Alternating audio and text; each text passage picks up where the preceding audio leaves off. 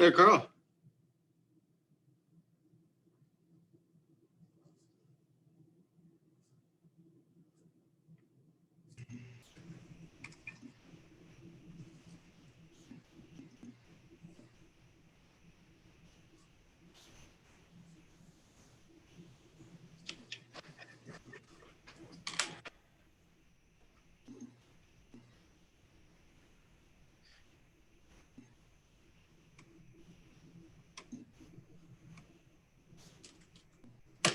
Mike, Hey, how you doing?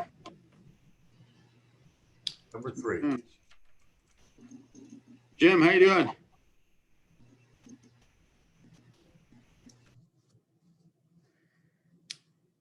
I'm doing fine. There you go. Had to Very get well. myself Hey. unmuted here. Hey, I got an email. I haven't hit send on yet, but I'm about to do that probably after this.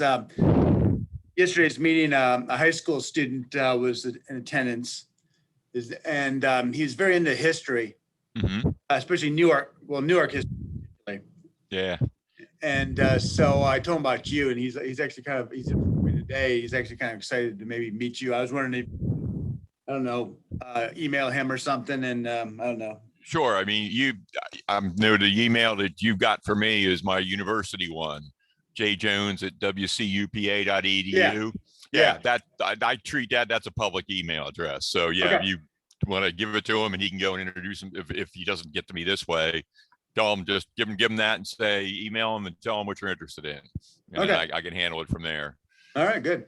Yeah. I don't know about your, he'll probably want to come to one of your little bike sessions or walking tours. Are you going to start those up again, or? Yeah, I got a walking tour in, April. I'm doing walking tours for the Historical Society. Their big opening is on the 11th. May, there's a walking tour for Parks and Rec. That's the one that we're leaving just from the Academy building right there on Main Street. So it's pretty centrally located. And then June is a bicycle tour. Again, it's the Hall Trail and the Pomeroy Trail. And that one they're actually charging for. Residents, it's $5. Everybody else is $8, but trying to get a little money into the Parks and Rec department. So Those are Parks and Rec programs. Okay. Yeah. Good. Yeah, I'm not charging anybody for any of this stuff, but I figure if any local organization can make any money off of it, they're welcome to it. Sure. So, yeah. Now, and then I just got contacted by somebody up at Carpenter State Park. They're getting ready to try to figure out, there was a one stretch of land that was owned by different free black families that farmed up there along Hopkins Road. And I know something about it. And so we're all going to get together and see if we can figure out more about it. So good. Yeah. And as long as I'm running through all this, the other thing that I'm working on is, doesn't matter where it came from, but you know where Roseville is, right? Up Kirkwood Highway. Roseville up Kirkwood Highway. Think Possum Park Road, where Possum Park Road comes in right there by that shopping center, and there's a lawn place. Okay. Yeah, so that area around there historically is known as Roseville. Oh. And there used to be a mill up there. And so that's the question, is where was it? So I've already gone up there hiking along the creek once, and now I've been doing deeds and DelDOT plans and every other thing I could find. And I've got all but one component identified. I don't know where the mill was, but I know where the dam and the race were. Speaking of dams, what do you know about what's going on over at Paper Mill Road, over at the dam right there by the bridge? Paper Mill Road over at the dam by the bridge. Think right there where Timothy's is, by the bridge. Okay. Paper Mill Road. there's a proposal. It's to take it out, right? The idea is, and there's a lot to go over there, a lot of details, but it would be the Chapel Street Players would move into a facility over there. Oh, right. Yeah. I did hear there'd something be about that. a restaurant over there. I think they're looking, I haven't reviewed the proposal, that I don't necessarily do the intake of the site plans as much, but I think they're looking to change there's some offices, maybe they'll want to do residential there. Is it which side of where is it? It's over the creek, because there's an approved project to put in the bicycle bridge and the walkway. That too, yeah. Yeah. This is behind Timothy's. If you turned into Timothy's, that lot there. Yeah, that's the Chapel Street Players moving in there. Yeah. Well, one other thing then, and this is today, one of my neighbors saw, surveyors down there around the actual physical dam. And I know that there's a long-term project to remove dams in the White Clay Creek so that fish can migrate. And they've already done one of them way down over by Stanton there. And I guess they're getting ready. He said he talked to them, and that's what they're doing, is trying to figure out how to go about taking this one out. So I just wondered if you'd heard anything, real up to date, like, oh, on Monday they're going to start blasting, or what's going to happen. So I'll keep track of it, and if I hear anything interesting, I'll let you know. Well, Public Works would know. Yeah, They're going and they would. I'm sure Delmarva would too, since they're right next to it. Yeah. But I don't know what their timeline is for it, because apparently today there was a guy standing in the water with a surveyor stick. So they were measuring things at this point. So was that Carl there in the background or in the foreground? That was me, yes. Yeah, there's Carl. Okay, I can see your name now. Yeah. Yeah, Jim Jones. You've probably seen my name a few times now. Absolutely.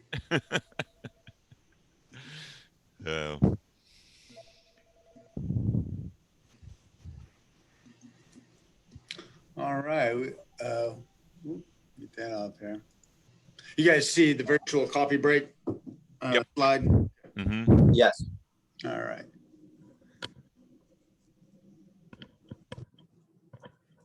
Maybe I should get some coffee and make it real.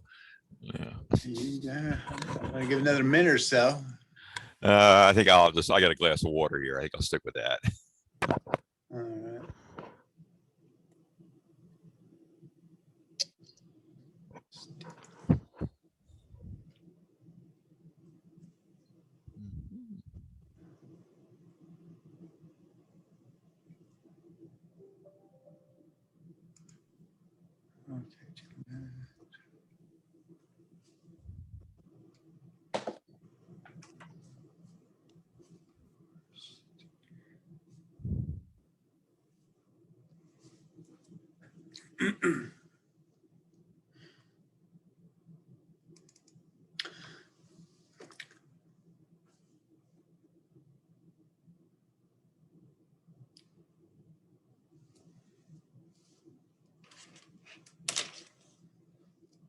Well, it's a minute after 1, and I think I'll go ahead and give a start. I'm going to adjust my thing there.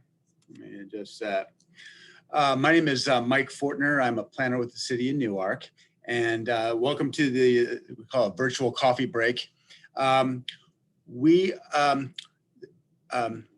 part of we have a comprehensive development plan, and as part of that, it was approved in 2016, and we're doing a kind of a review and update to that plan, where we kind of look at the last 5 years, look at the goals and action items and the provisions in the plan. And put Carol in. Carol, hi, Carol. And we're working with a committee that was appointed by the Planning Commission to kind of just basically do this review. And so as part of this kind of public outreach, we're doing a kind of a series of workshops. We'll probably do additional ones later on in the year as we go through the comp plan. And this is meant to be just provide some information on the process and the comprehensive development plan, some of the issues that the committee is exploring, and also kind of have a discussion, kind of a focus group type of discussion about your thoughts on local planning issues. And I have about 15 slides. I'll go through them. I'll stop at any point and ask if there's any questions about slides. Feel free to kind of interrupt me. We've been doing this for almost over a year now. These kind of virtual types of community outreach, and they've been good in the sense that these are easy to come to. You can you just go at your desk and come to them, but they've been also, the difficult part of it is it's hard to get a good interaction with people. It's hard for me to read a room. I can't tell if I'm boring or interesting. And so, so entire presentation, I'm just going to assume I'm killing it. So, but I'd like to go around. First of all, ask if there's any questions. Maybe there's I count about 7 or 8 people in this session, which is great because it's supposed to be just kind of a small group. And just if I get a little introduction of yourself, I see Carl Kadar is on the line, and he is the chairman of this committee, and he's also a planning commissioner that is again leading this group. Could you introduce yourself, Carl? Yeah, my name is Carl Kadar, and I represent District 6 on the Planning Commission. As Mike has already pointed out, I'm the chair of this review committee, and look forward to any questions that you may have later on in the discussion. Thank you.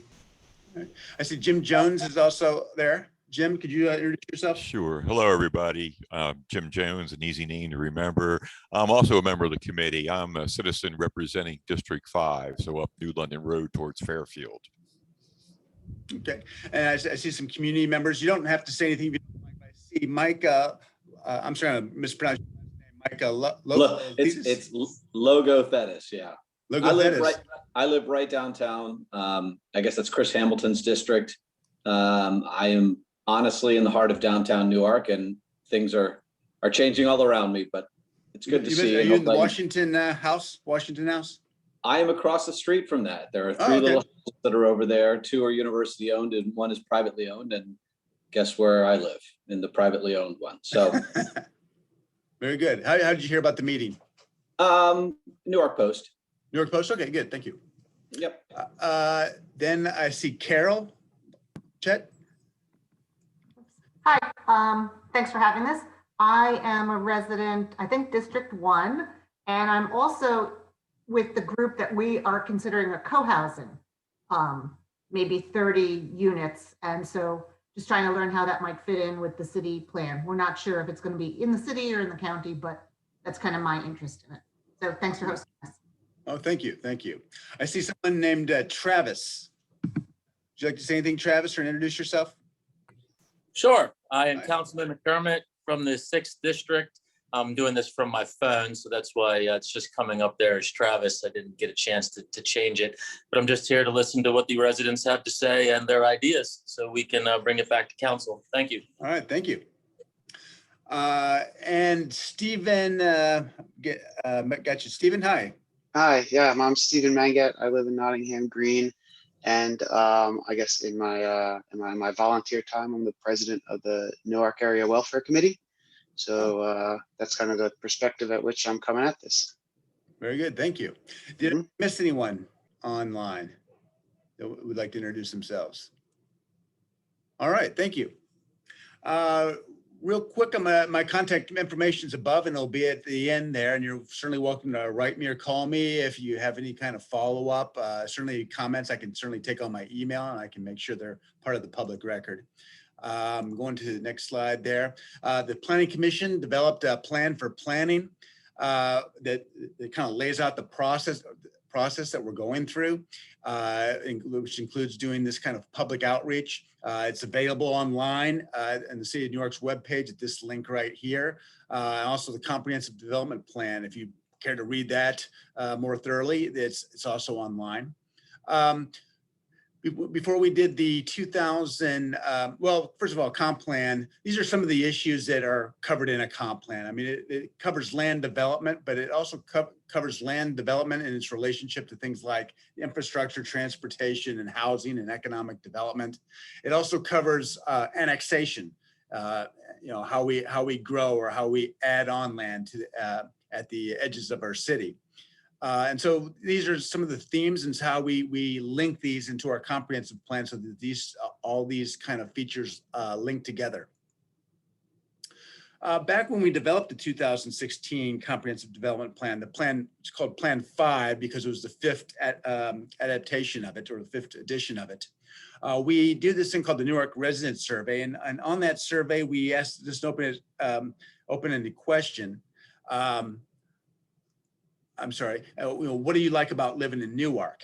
And number one answer was that Newark is a college town.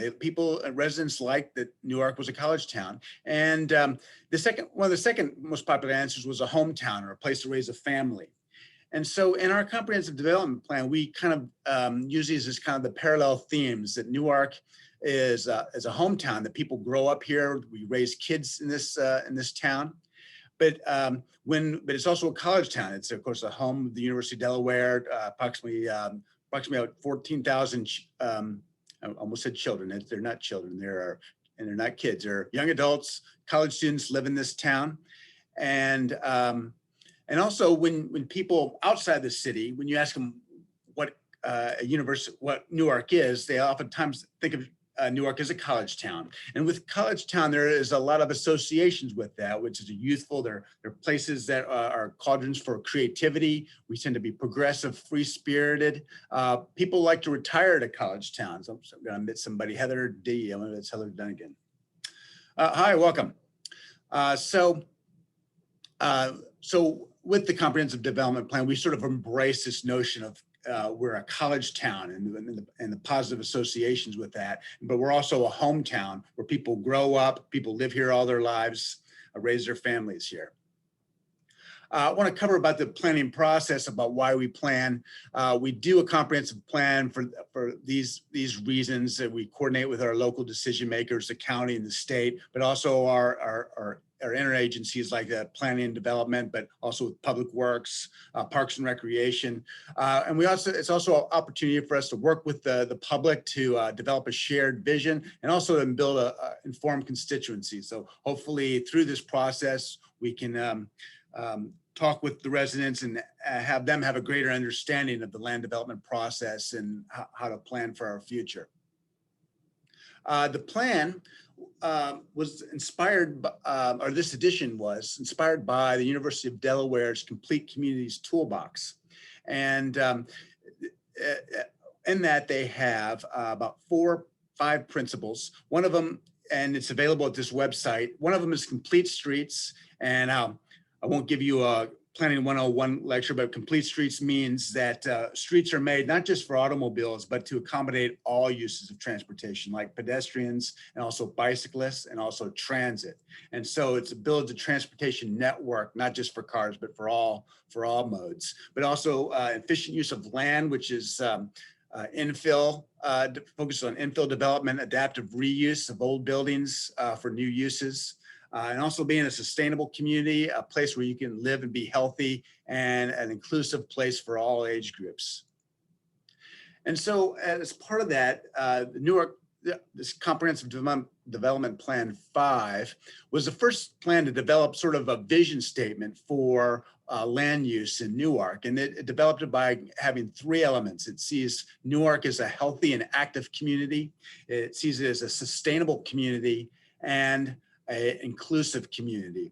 And under each one is a series of kind of characteristics for each one. I color coded it because these characteristics kind of cross-pollinate each other. For example, in a healthy, active community, you want roads and ways that are bicycle and pedestrian friendly.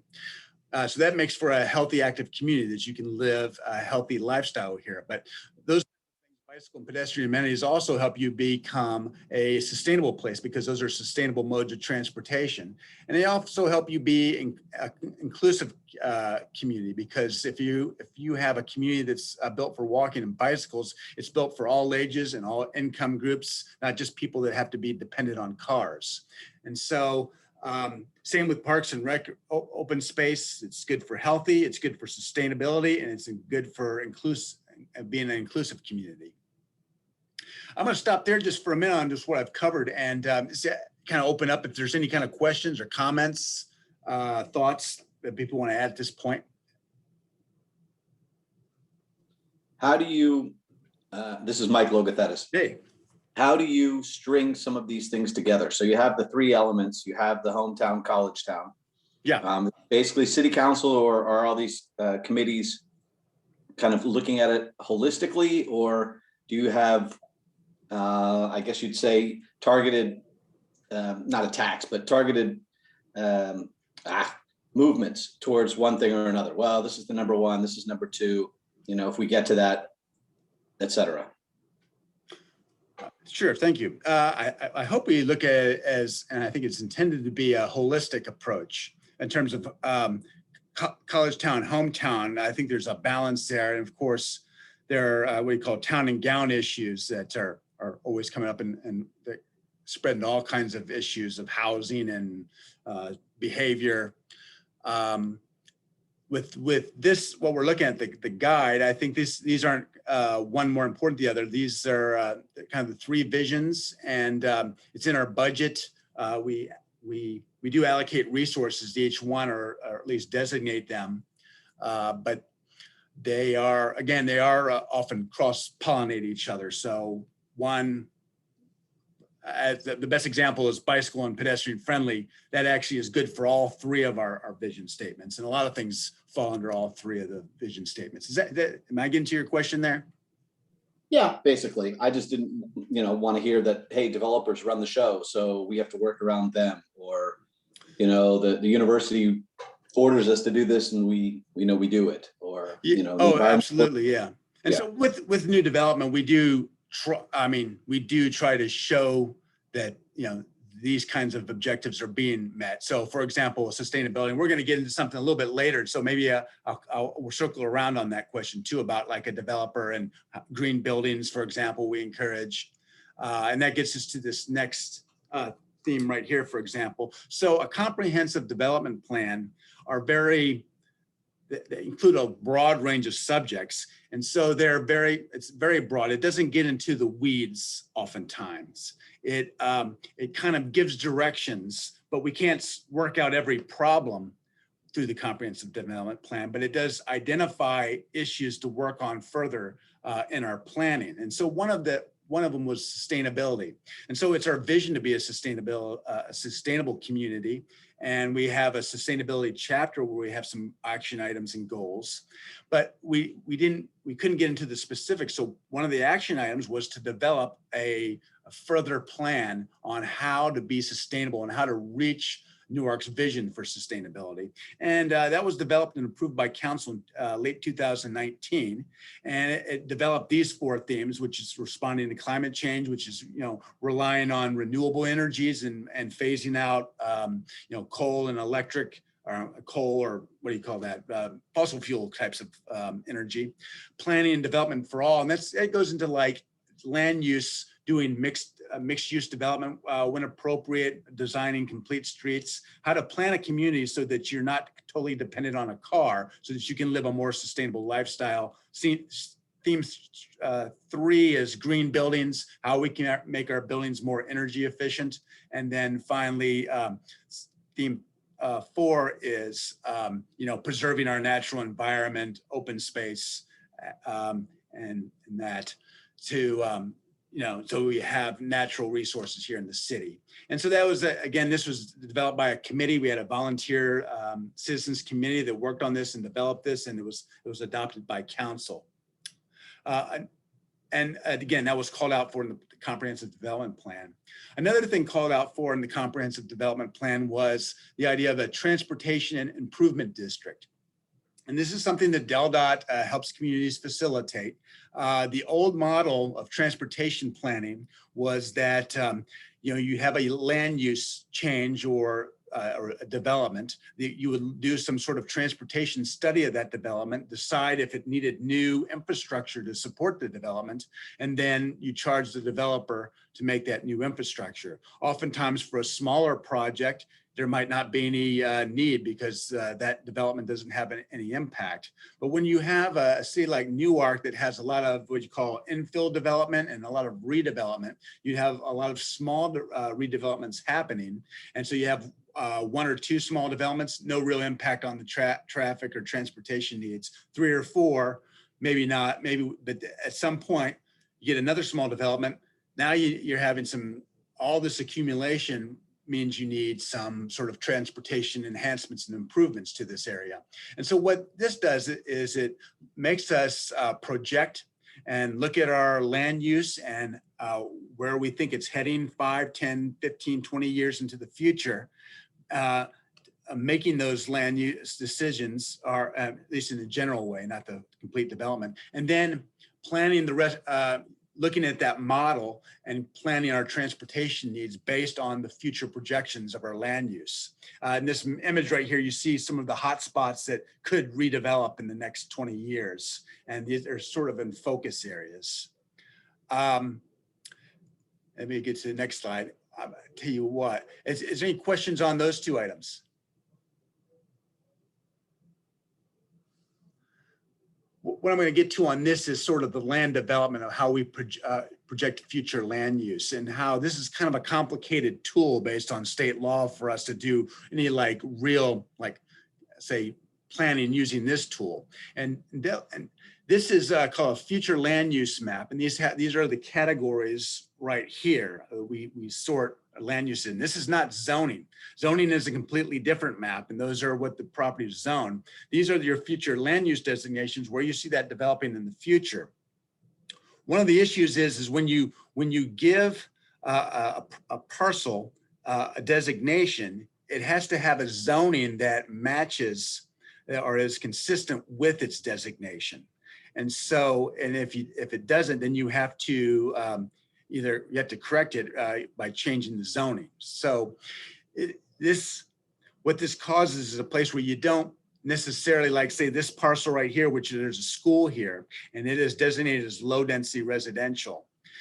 If we thought that maybe this would be a good commercial area at some point, but right now it's zoned residential, you wouldn't want to give it a designation of commercial at this point, because then you'd have to rezone that to commercial before you've seen a development. So often the practice in the city is that you keep the designations and the zoning consistent. And when a developer comes with a proposal, maybe they come with a commercial type of project here, you make them show that this is a good project, that this fits, and before we give them a zoning change and a comprehensive development plan change. And so one thing that does is it creates a perception that we're always amending the comp plan. And many developments, especially infill developments and redevelopments, it usually calls for some sort of comprehensive development plan amendment. And so sometimes in the public, it creates the impression that we're always amending this thing. But really, for most of the city, the zoning and the comprehensive plan designation is very set. But there are a few hot spots in the city there where there's a lot of redevelopment going on. And so that's developed right here. And I guess there's a total of 6 hot spots. I think we've reduced this down since this map was down. But they look at these areas specifically and give guidance. And so one of the things we're proposing with this review is to add some text amendments that Planning Commission has already worked on in some previous years, but didn't fully get adopted.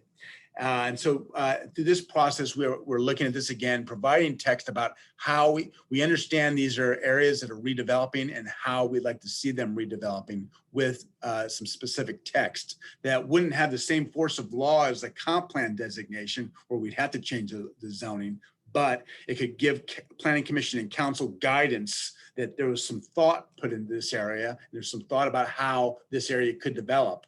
And again, they would have that guidance, and there would be at least a basis in the plan to make decisions on. I'm going to stop there. Is there any questions about that? I know that's really kind of a nuts and bolts of this kind of planning land use thing. And I know that's complicated, but does anyone have any questions on that before I move to the next slide?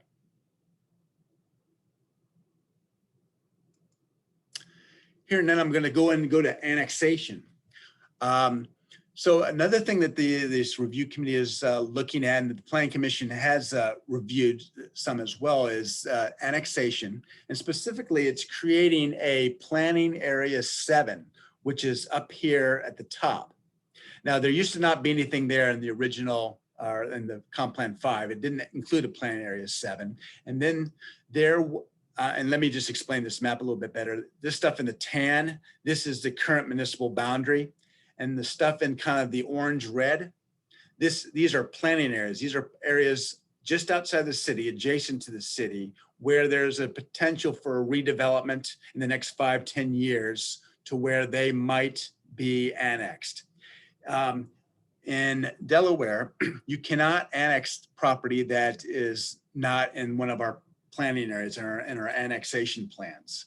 And so we have to put it in there to annex it. So if someone wants to annex and they're already in this area, then it already falls under. That means we've coordinated with the state of Delaware and we've coordinated with Newcastle County. If someone comes, like say in this area right here where it's not in our planning area, we have to do an amendment to allow them to come in.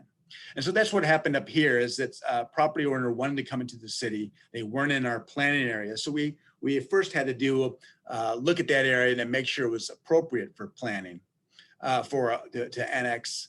And let me just go to this. So when we did it, first, let me go back to this slide. This is what became adopted by council as planning area 7, is this area in the darker yellow. When they first came, we did an evaluation of the whole area, not just those properties, because we don't want to do this piecemeal. We want to look at this whole area and decide if this is an area that is appropriate for annexing at some point.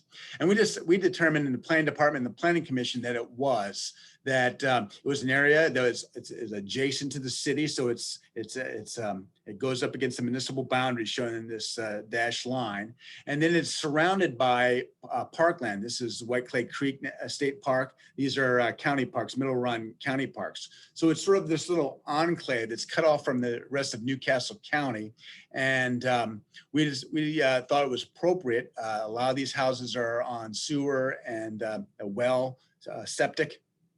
They have septic and well water, and some of the septics are failing or may fail in the next 5-10 years, and they may have an interest in hooking up to city services. Council wanted to have a bit bigger process for this, and so they just dealt with the current developer proposals. This was adopted and annexed into the city a few months ago. There in the 2 weeks, there's a proposal to annex this property. It's a farm, a horse farm, and they would like to annex into the city and to maintain their horse farm. But as part of our review, we're going to relook at this area and what kind of planning area, if any, that we'd like to create for this.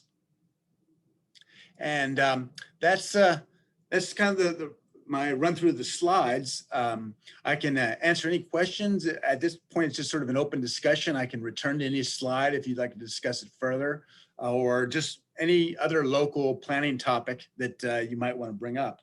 We can talk about in this meeting. I'll try to answer your questions. Hey, Mike, this is Stephen Mangat. I was kind of thinking about what you had said on, I think it was like slide 7 when you were talking about, the roads being built for pedestrian, bicycle and pedestrian kind of built for roads.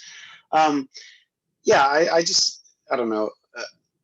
I guess kind of my knee-jerk reaction to that is kind of like how, when you talk about bicycle and pedestrian friendly, I almost feel like that's, it's almost like flipping it around the wrong way, in a sense that, the road should be for, it's like people first, as opposed to, it almost seems like when you say bicycle and pedestrian friendly, it sounds as if like you're making an allowance for people and bikes. Whereas kind of my perspective is that it's almost as if like we shouldn't let cars dominate the roads. I mean, so much of our space and spaces downtown and spaces all over there are kind of, we're letting cars kind of take the lead, whereas this is our public space. It's public space for the people and not for cars. And I think that's going to be, looking forward, you see in a lot of places now, I've been places where you have electric scooters kind of all over the place. We're going to start having, in certain places, autonomous robots on the sidewalk doing deliveries. It's just something that I think about a fair amount when I can, when I think about how do we plan for our community is how do we make sure that we're continuing to put people first and not machines, regardless of whether they're autonomous or driven by people. I'm not quite sure if it's really a question, just more kind of just a thought. Comments are definitely permitted. All good points. The complete. Hey, Mike. Hey, Jim, you go ahead and say something. Sure. Yeah, I was going to just react to what Mr. Mangat just said there. I'm pretty much on board with what he's saying. I think, though, that the actual language that is in the comprehensive plan that you used is kind of a reference to the fact that for the last, 100 years, roads have been planned for cars. And so I think there's a whole lot of people in Newark that are aware that that's probably, we need to change that focus. And so this effort is part of that, I think. Yes. Yeah, very good. Yeah, it was about the complete streets is sort of a paradigm shift. It was developed, I think, during Markell, early part of the 2000s, and he created that as a policy for state roads. So yeah, and I think there's more awareness that's the term we use to plan that we're going to always plan for all modes. There's also tremendous pressure. I mean, the automobile people are also a big stakeholder too, and there's a lot of people that are driving, and they want roads to go be efficient as well. So we don't try to totally flip the switch and say, well, now they're the second class, and really we're making this for bikes and roads and pedestrians, and the car people are going to just have to find their own way through. But so I guess we look at it as more of a balance. I think it's planned for all, but that's the paradigm shift. Is we just don't build a road and think of just cars now. We try to how is it going to work for all different types of modes, including transit. All right, thanks. Yeah. Anything else? We got Mike. Just curious, kind of touching on that. If you, in fact, annex several of these properties and things like that, right? Can't you say, hey, let's get out there via bike path or walking path, or integrate something in there as well? Say, hey, the road already goes by, right? I know the biggest issue is going to be running sewer and electricity. That's why they want to be annexed. Most of these people, right? They're going to get their garbage, and they're going to pay city taxes and all that stuff. But I mean, integrating kind of a walk, bike, drive within the city versus, I guess intra-transit and inter-transit, right? Intercity and intra-city. If you're downtown on Main Street, you don't need to drive from the Newark Shopping Center to Grotto to City Hall. You can do that all on foot or biking. But if you want to go, recycle or go up to Paper Mill Park or something like that, there are certain places you need to drive. So I think the balance is less all cars or all people and bikes. It's where can you focus on bikes and people, and where can you get cars through to other places kind of safely and interestingly? Because unfortunately, we're kind of a hub and spoke city, right? We need to go, up and down either Cleveland, Maine, or Delaware Avenues to kind of get across the city. And that's why every day there's a rush, and it's difficult. But it's going to things are going to change. Look, College Square is going to completely change, right? The road's going to go through it. Right. There's going to be hundreds, if not thousands of more people living there. That area, I guess, on that road is being built up. I don't know what's happening with the Avon plant, but I've seen plans for that as well. So how, you have to really think ahead on some of these things and say, well, it's really not that hard to get from A to B on a bike or on foot, but you got to make it safe, and you got to make it kind of easy in somebody's mind. I lived in the Netherlands, and so there's biking everywhere, right? And the towns are all mostly old, right? So there's this town center with a square and shopping district. Then you go out, and it's also very flat. Doesn't always work here, but I think there are things like that to think about. Is what are your thoroughfares, and what are your kind of byways, and how do you get people to enjoy that? Just say, hey, this is the reason why I live here. Is now, look, I don't drive almost at all anymore because I don't have to go to work. I'm at home. So now I walk everywhere. I need to go to the bank. I need to go to the dry cleaners. I get something at the co-op. I want a beer. I'll get dinner. What do I care? Excellent. Yes. So are you familiar with Bike Newark? Yeah. At the organization, they're a committee. They used to be called the Newark Bicycle Committee. Now they're their own a private group, but that's one of the things that they work on. And then they're cooperating with us on this TID that I have on the screen right now. And it is, and they're establishing kind of a network of roads and pathways to get people throughout the city. There's going to be some more signage coming up. They're working with Public Works. And so that's definitely something we think about a lot in the city. And as part of this TID as well, too. You mentioned annexation, which was kind of a hot topic with this area right here. Yeah, I read about it. Edge of the city. Of course, this is Possum Park Road. This is not a very friendly road for non-cars, and it's not a walkable, necessarily bicycle. And so we had this thing where we're for now just annexing this little spur right here, and then maybe this, hopefully this too. And so it was certainly brought up a lot that this isn't bicycle friendly over here. They're cut off. Certainly a valid point, but we do see this as something as properties come in. Our roads our areas have to be sidewalked. There would be some connectivity issues, at least in the beginning, but we would propose filling them in as things come in, redevelop. There's also some connections. Paper Mill Road is a good bicycle road. It has like a nice bicycle lane, and then it has access to the parks. And so we just think this fits into the city of Newark. This would be a good place to live, and we want this integrated into the city and cut off. And so making those kinds of connections, as you spoke about, would be a high priority, and certainly something that we need to think a lot about.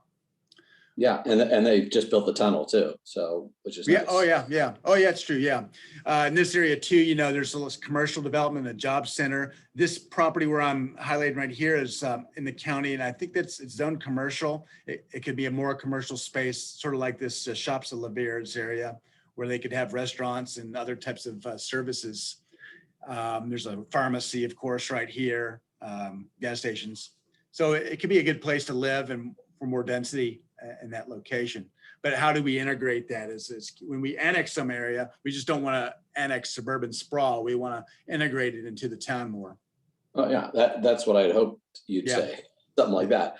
That's kind of a second question with the university, right? Because they're such a large property owner. You notice a couple of things that they do, and then downtown has mirrored some of that, right? Brick sidewalks, just things like that, right? Let's integrate the students. We know they butter, one side of the bread here in town, which is fine. I have no problem with them. But, also you notice that, the university's got a certain look to it, right? And I'm not saying that we follow that, that the city or developers follow that look.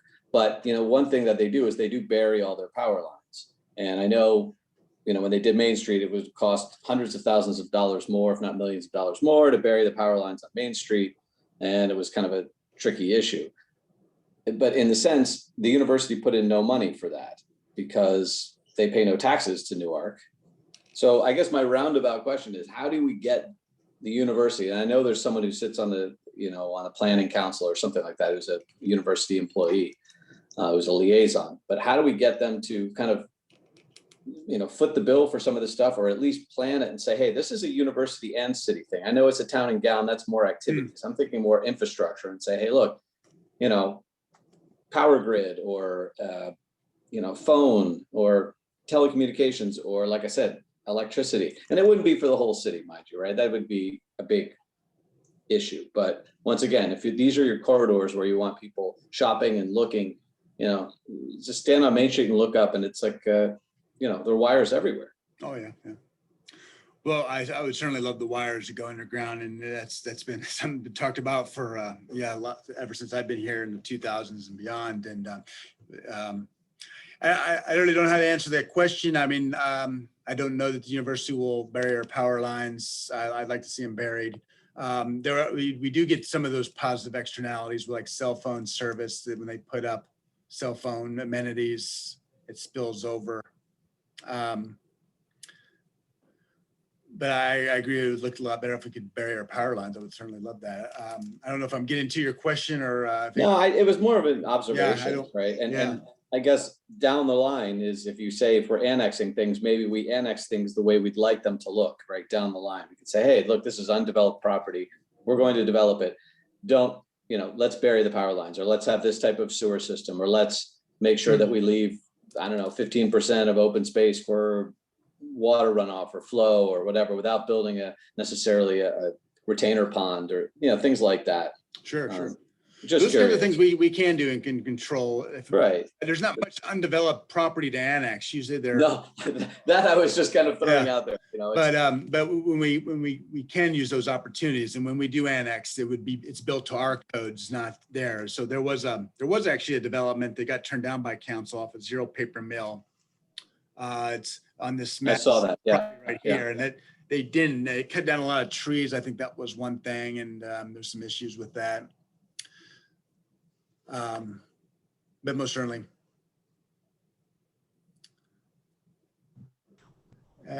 Anything else, or I think those are all good comments. Yeah.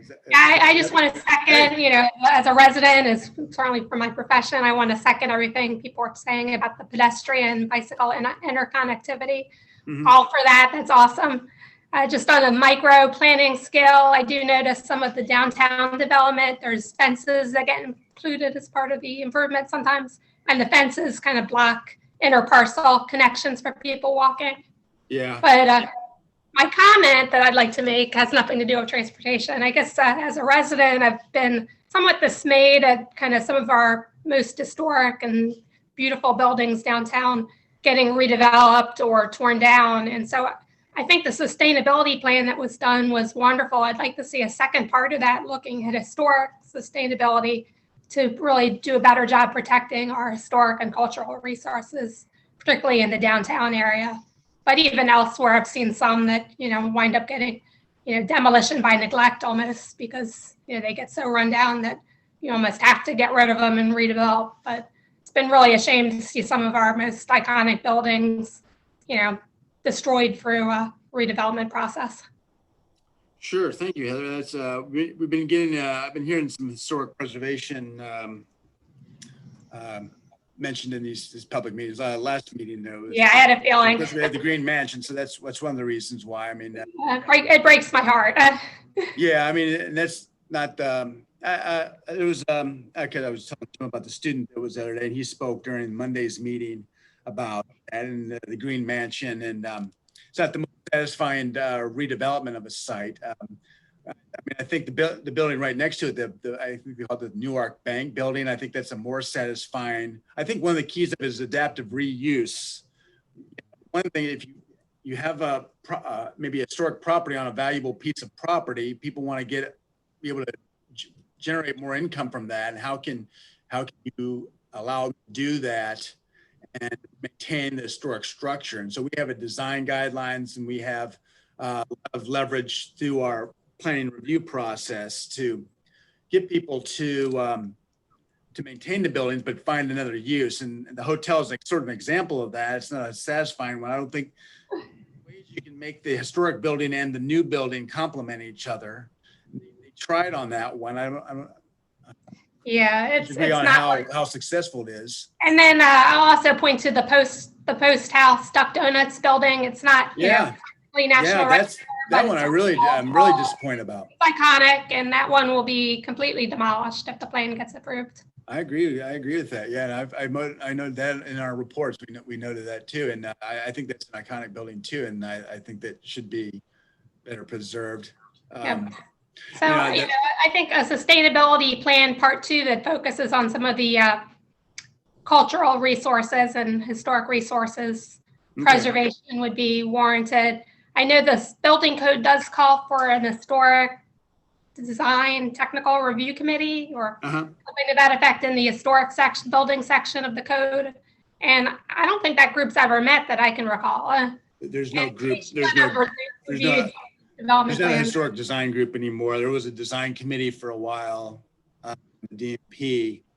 I don't know of any historic. Well, there might be. I don't know. Yeah, it's in the code, but it's never met as far as I can remember. Yeah, I don't know if anyone appointed to it. Okay, but that's some good suggestions. Those are kind of the ideas that are basically good comp plan action item amendments. And so well, I guess we start a group and look into this historic review and you know. I nominate Jim Jones to be part of it. Jim Jones will definitely have to be part of that. That's right. That's right. Okay. Thanks. I need more meetings. The TID will be done before then you'll be looking for something to do. Okay. All right. All right. Thank you. Anything else? Yeah, Mike, just kind of one kind of general question for me is, you know, as you and then your colleagues and the folks that sit on the planning commission go through this, like in your guys' thoughts, I don't know, what do you think the biggest challenges are going to be? What kind of keeps you up at night is going through this process? Yeah, like where do you see where are you really putting your brains focus on? For this review or just in planning in general? Well, I guess both. If you okay. Yeah. That's it. Well, there's a good question. So we certainly has a lot. Let's see, some of the hot topics include, well, of course, the housing, affordable housing, student housing kind of versus student housing versus regular people housing is certainly something that we do have we're working with consultants with now. We have we've had several housing studies. And most people will bring up that there are, when they see a development go up, it usually involves multifamily housing, but specifically, if not stated outright, student housing. I mean, most of the stuff you're seeing is student housing. And so why are we just building, that question is, why are we just building student housing? Question earlier on 2008, when we had the huge surge in construction was, are we going to build too much of this so-called student housing? And then we're going to have a bunch of empty vacant buildings because we're not going to find renters in those buildings. And so we did do an economic study on that.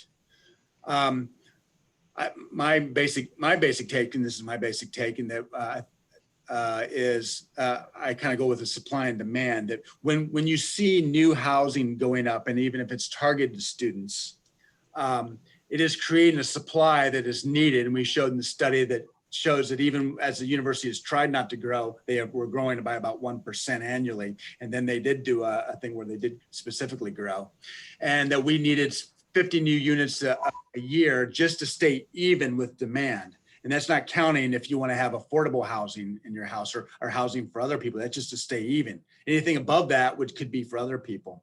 But what it does is it brings people in the area in our downtown, and not just downtown, but surrounding the campus. It brings the students who we think prefer to live in that area. They can walk to school, live a sustainable lifestyle, walk to the bars and the parties, wherever they want to go. They're all in that area.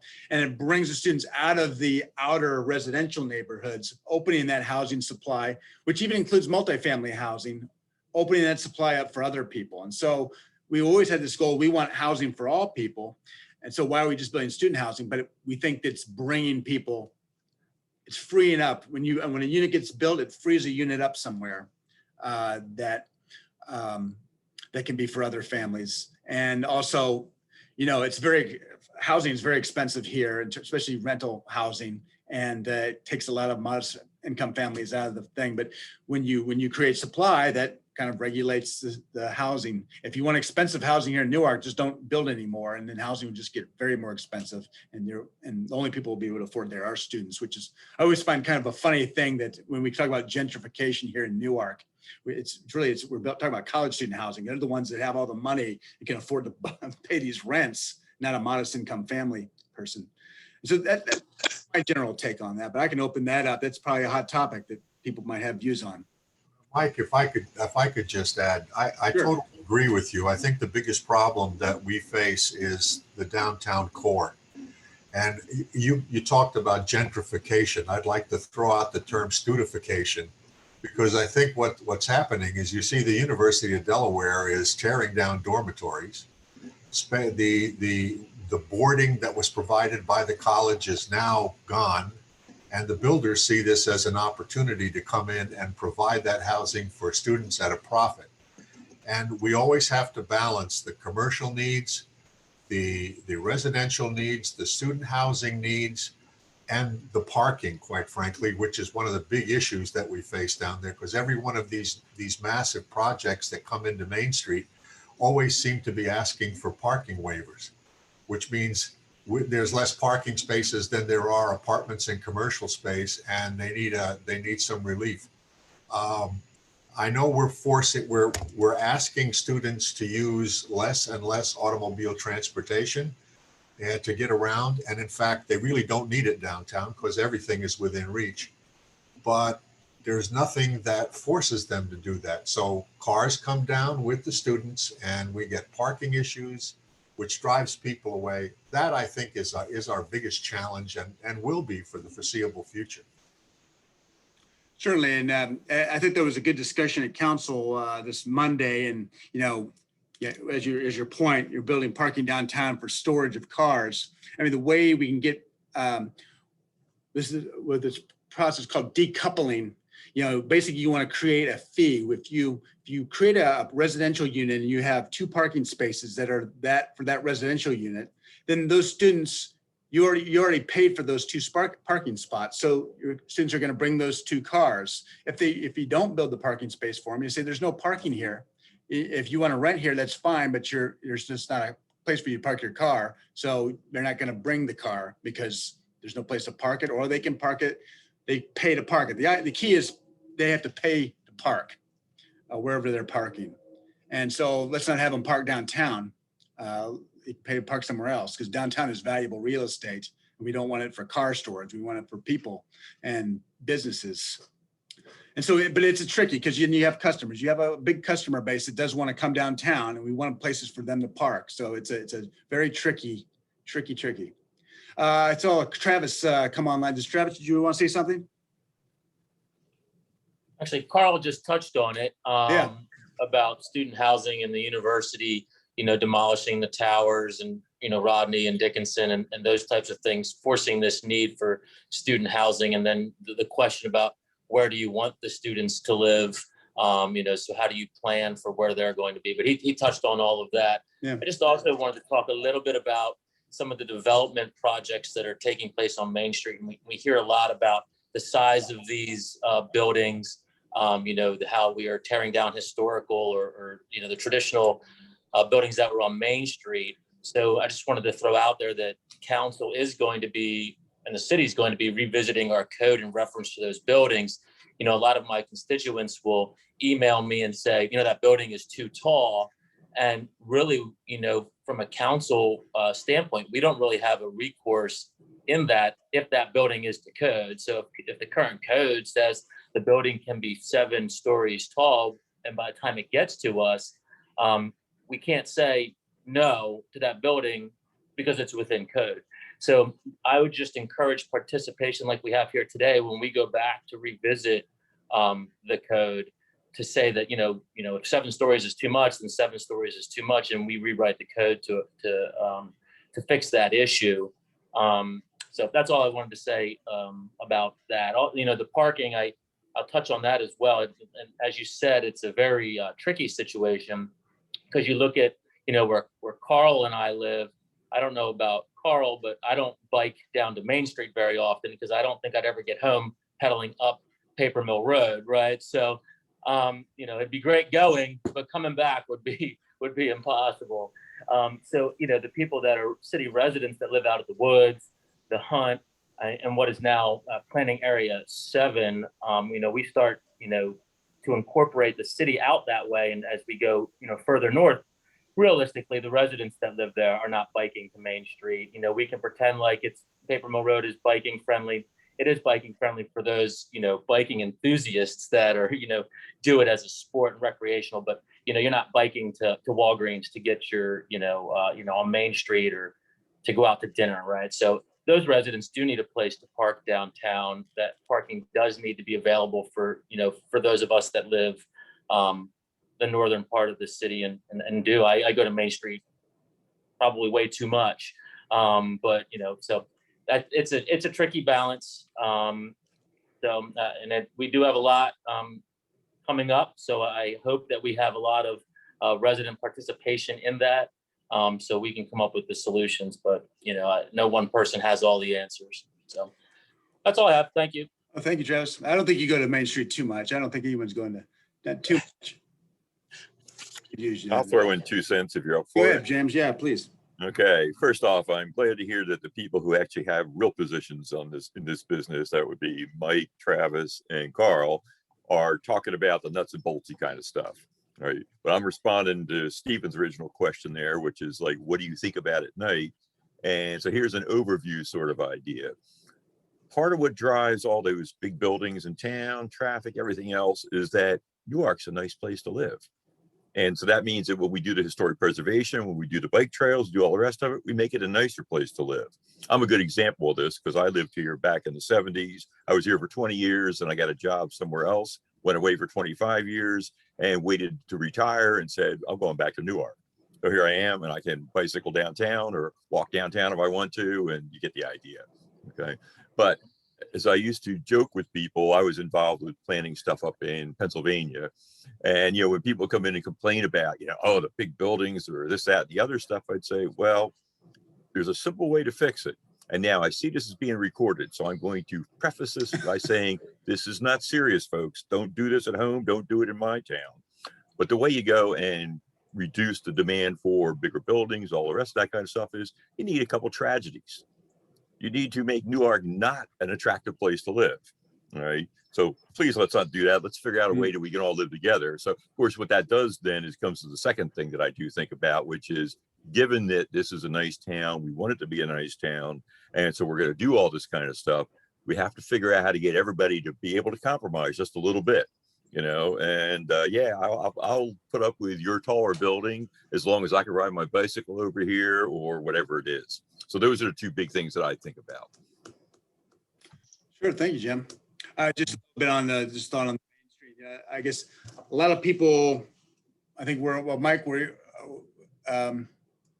yeah, Mike, right? Yeah, where you live downtown, a lot of people want to see just, you know, it's overwhelmed by students, you know, and they'd like to see different types of housing stock. But I guess the issue is that it's the high demand for students makes it hard to make housing for other types of people because it's such a attractive place. So that's really tricky. Though there will be another affordable housing place expansion of the Newark Housing Authority, which will at least be an affordable place.